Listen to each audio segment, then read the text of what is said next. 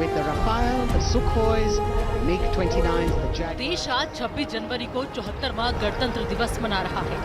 गणतंत्र दिवस पर देश ने इस बार कर्तव्य पथ पर इतिहास बनते देखा। पहली बार आदिवासी महिला राष्ट्रपति द्रौपदी मुर्मू ने परेड की सलामी ली। Army. This is the youngest regiment of the Indian Army, and though it is the youngest, it boasts of some of the finest and highly decorated. राष्ट्रपति द्रौपदी मुर्मू के साथ गणतंत्र दिवस के मुख्य अतिथि मिस्र के राष्ट्रपति अब्देल फतेह अल सीसी रहे। परंपरा के अनुसार सबसे पहले राष्ट्रीय ध्वज फहराया गया और उसके बाद 21 तोपों की सलामी के साथ राष्ट्रगान हुआ और पहली बार 21 तोपों की सलामी 105 मिमी की भारतीय फील्ड गन से दी गई। इन फील्ड गन ने पुरानी 25 पाउंडर बंदूक की जगह ली, जो रक्षा क्षेत्र में बढ़ती आत्मनिर्भरता को प्रदर्शित करती है। 105 हेलीकॉप्टर यूनिट के 4 MI-17 1B V5 हेलीकॉप्टर ने कर्तव्य पथ पर मौजूद दर्शकों पर पुष्प वर्षा की।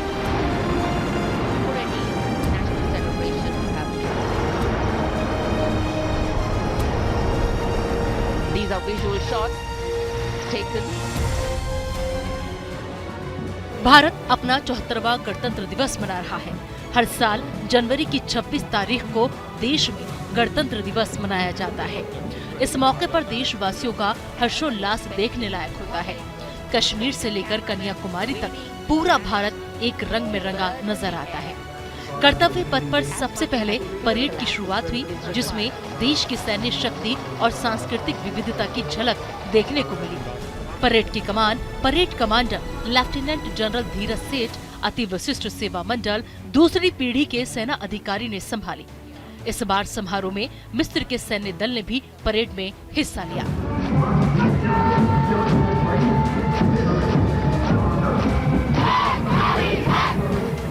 नारी शक्ति को दर्शाता ये दस्ता सबसे पुराना और सम्मानित पैरामिलिट्री फोर्स असम राइफल्स युद्ध घोष दुर्गा माता की जय।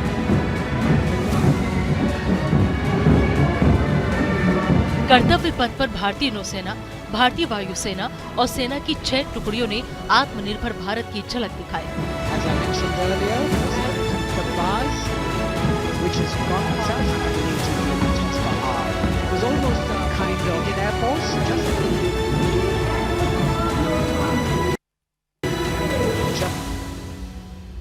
इस बार की परेड में बीएसएफ के शाही ऊंटों ने दर्शकों का मन मोह लिया।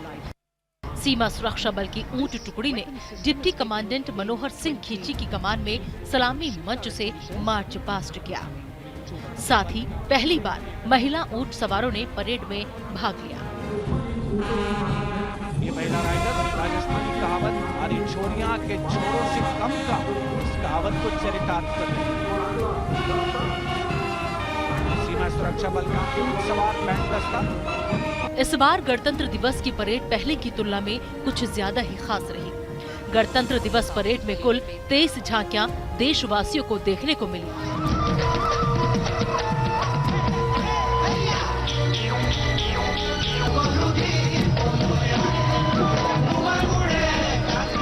सबसे बड़ी बात यह है कि सभी झांकियों की थीम अलग अलग थी।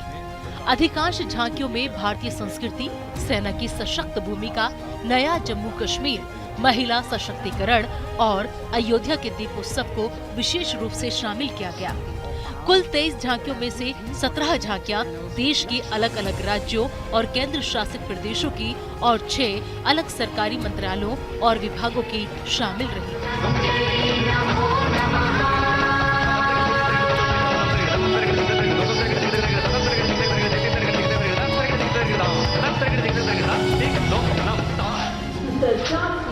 इनमें अयोध्या दीपोत्सव उत्तर प्रदेश, अंतर्राष्ट्रीय गीता महोत्सव हरियाणा, मानस खंड उत्तराखंड, स्वच्छ हरित ऊर्जा गुजरात, कर्नाटक की नारी शक्ति उत्सव, पश्चिम बंगाल की दुर्गा पूजा, महाराष्ट्र से 3.5 शक्तिपीठ, झारखंड से बाबा वैद्यनाथ धाम, नया जम्मू कश्मीर और सेनानियों की अध्यात्म भूमि असम की झांकियां शामिल रही। झांकियों के बाद कर्तव्य पथ पर सांस्कृतिक विविधता की झलक देखने को मिली, जिसने दर्शकों का मन मोह लिया।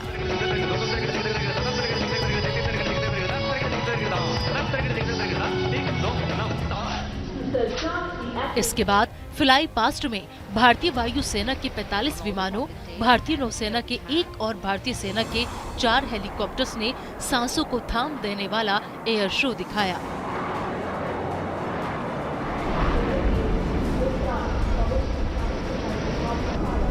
Nature formation.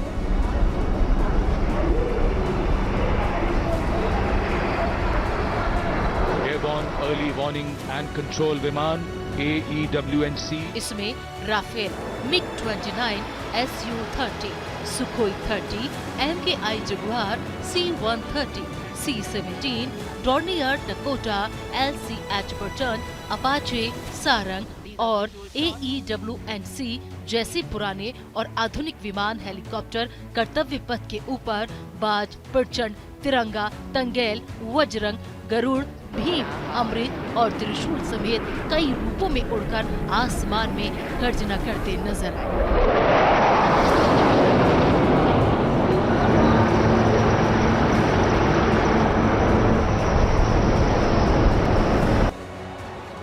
राफेल लड़ाकू विमान द्वारा वर्टिकल चार्ली युद्ध अभ्यास भी किया गया। देश 26 जनवरी 2023 को इस बार अपना 74वां गणतंत्र दिवस मना रहा है। लेकिन क्या आपको पता है कि आखिर 26 जनवरी को ही क्यों इसे मनाते हैं? क्या है इसका इतिहास? आइए आज हम आपको संविधान की पूरी कहानी बताते हैं। रफाल 900 किलोमीटर की रफ्तार से उड़ते हुए। भारत में 26 जनवरी 1950 को देश का संविधान लागू हुआ था। इस दिन भारत में भारत सरकार अधिनियम 1935 को निरस्त कर नए संविधान लागू करते हुए नए संविधान को पारित कर दिया था। उसी के बाद से हर साल 26 जनवरी के दिन को राष्ट्रीय पर्व के तौर पर मनाया जाता है। गणतंत्र दिवस का इतिहास। साल 1947 में देश को ब्रिटिश राज से आजादी मिली। संविधान निर्माण की शुरुआत 9 दिसंबर 1946 को हुई थी। इसे बनने में कुल 2 साल 11 महीने और 18 दिन लग गए। 26 नवंबर 1949 को संविधान को सभापति को सौंप दिया गया। 26 जनवरी 1950 को भारत को अपना संविधान मिला। देश में पहली बार गणतंत्र दिवस साल 1950 में मनाया गया था। डॉक्टर राजेंद्र प्रसाद ने भारत के राष्ट्रपति के रूप में अपना कार्यकाल शुरू किया। भारत का संविधान दुनिया का सबसे लंबा संविधान है। संविधान में 444 लेख 22 भागों में विभाजित हैं। 12 अनुसूचियां आज तक 118 संशोधनों के साथ हैं। पहली गणतंत्र दिवस परेड 1950 में मेजर ध्यानचंद स्टेडियम में आयोजित हुई। परेड में 3000 भारतीय सैन्य कर्मियों और 100 से अधिक विमानों ने भाग लिया। राजपथ पर पहली परेड 1955 में आयोजित की गई। संविधान दिवस का जो इतिहास है वो इस बात की याद दिलाता है कि हमारे देश को गुलामी से किस तरह से, किस तकलीफ से, किस जद्दोजहद से, किस बलिदान से, किस प्रयास से आज़ाद कराया गया। और अंग्रेज़ों की गुलामी से आज़ाद कराने के बाद उसे एक सोच, एक समुदाय, एक व्यक्ति, एक वर्ग की गुलामी में नहीं रखा। तमाम इंसानों को, तमाम नागरिकों को जो यहाँ हिंदुस्तान के थे, उनको एक आइडिया ऑफ इंडिया में, एक भारत के संकल्प में उनको पिरोया गया, जिस संकल्प में भाईचारा, फ्रेटर्निटी, जस्टिस, इंसाफ, लिबर्टी, आज़ादी, ये सब चीज़ें मूल आधार रखे गए। और संविधान को एक बेसिक स्ट्रक्चर दिया गया कि ये वो बेसिक स्ट्रक्चर है जिससे हटकर भारत को हम नहीं चलने देंगे। ये संविधान दिवस का इतिहास है जो हमको याद दिलाता है।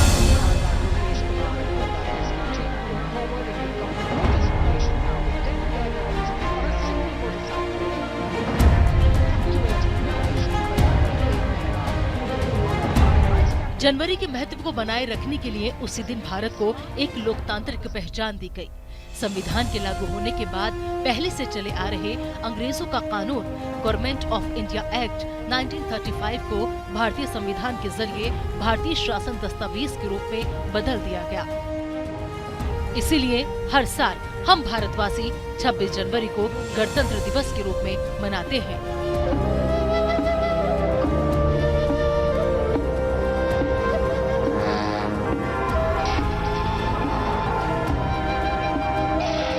संविधान का आज के समय के हिसाब से हिंदुस्तान को जोड़ने का बहुत बड़ा महत्व है। संविधान वो प्रणाली है जिससे हमारा मुल्क, हमारा देश चलेगा और चलाया जाएगा। इसमें किस तरीके से लोगों को क्या क्या मौके दिए जाएंगे, किस तरह से बराबरी से हमारे जो रिसोर्सेज हैं, चाहे वो एजुकेशन के हों, चाहे वो फूड रिसोर्सेज हों, चाहे वो और अपॉर्चुनिटीज़ हों, वो किस तरह से लोगों में बटेंगी। हिंदुस्तान में किस तरीके से अगर कोई वाद होगा, कोई विवाद होगा, एग्जेक्टिव से, किसी सरकार के डिसीजन से किसी इंडिविजुअल को या किसी ग्रुप को नाराज़गी होगी, तो वो उस नाराज़गी को किस तरीके से सॉर्ट आउट करेंगे। सड़कों पे नहीं बल्कि कोर्ट्स में जाके, वो जस्टिस डिलीवरी सिस्टम है। तो संविधान का मौजूद होना, संविधान का इस जगह एक एक्टिव रोल अदा करना बहुत ज़रूरी है। न्यू ऑन कर्तव्य पथ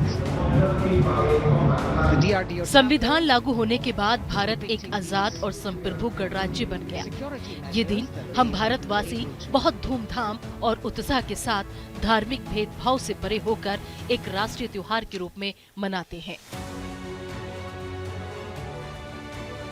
गणतंत्र दिवस के मौके पर हर साल राजपथ पर सेना के अदम्य शौर्य का प्रदर्शन किया जाता है। भारत की तीनों सेनाएं इस मौके पर दुनिया को भारत की ताकत का एहसास कराती हैं। अलग अलग राज्यों की सांस्कृतिक झांकी निकलती है, जिसके जरिए ये बताने की कोशिश की जाती है कि विविधता में एकता ही भारत की पहचान है। हालांकि पहली बार गणतंत्र दिवस के मौके पर कर्तव्य पथ पर परेड हुई है। इससे पहले इस जगह को राजपथ के नाम से जाना जाता था। इस परेड में न्यू इंडिया की झलक दिखी, तो साथ ही स्वदेशी सैन्य पराक्रम और नारी शक्ति का प्रदर्शन देखा गया। Bureau report, news India. The diffused glow of a chilly January morning, witnessing along with all present here the reaffirmation of our वहीं मिस्र के राष्ट्रपति अब्देल फतेह अल सीसी इस गणतंत्र दिवस पर बतौर मुख्य अतिथि यहां पर पहुंचे। उन्होंने भी ये पहली बार था जब यहां पर पहुंचे और राष्ट्रपति भारत के गणतंत्र दिवस पर फर्स्ट चीफ बनकर यहां पर आए हों। जिस समय में मिस्र के राष्ट्रपति को भारत ने चीफ गेस्ट बनाकर यहां पर बुलाया, वो भी एक खास है क्योंकि मिस्र इस समय आर्थिक संकट से गुजर रहा है। ऐसे में अब कई देश हैं जो आगे नहीं आए, लेकिन भारत ने आगे आकर मदद की। रिपोर्ट आप देखिए।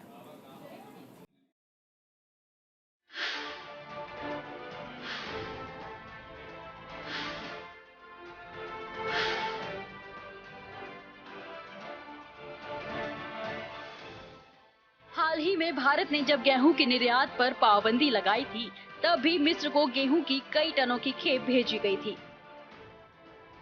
सीसी को मिस्र में एक प्रभावशाली नेता माना जाता है, जिन्होंने देश में राजनीतिक स्थिरता पैदा की। कहा जाता है कि मिस्र की सत्ता पर सीसी की पकड़ लोहे जैसी मजबूत है। राष्ट्रपति बनने से पहले सीसी मिस्र के सेना प्रमुख थे, जिन्होंने जुलाई 2013 में राष्ट्रपति मोहम्मद मोर्सी को सत्ता से हटा दिया था। इसके एक साल बाद वो खुद मिस्र के राष्ट्रपति बन गए।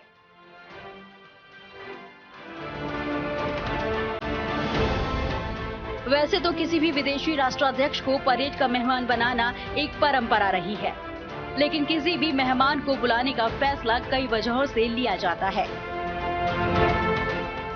दोनों देशों के बीच रणनीतिक, कूटनीतिक रिश्ते, कारोबारी हित और अंतर्राष्ट्रीय जियो राजनीतिक मुद्दे का भी ध्यान रखा जाता है।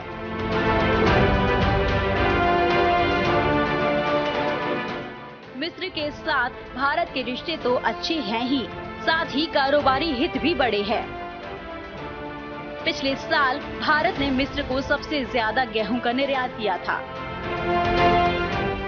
हालांकि हालांकि एक हकीकत ये भी थी कि पहले मिस्र ने भारतीय गेहूं को बैन कर दिया था, लेकिन जब यूक्रेन और रूस ने युद्ध छिड़ा तो उसे भारत से ही मदद मांगनी पड़ी।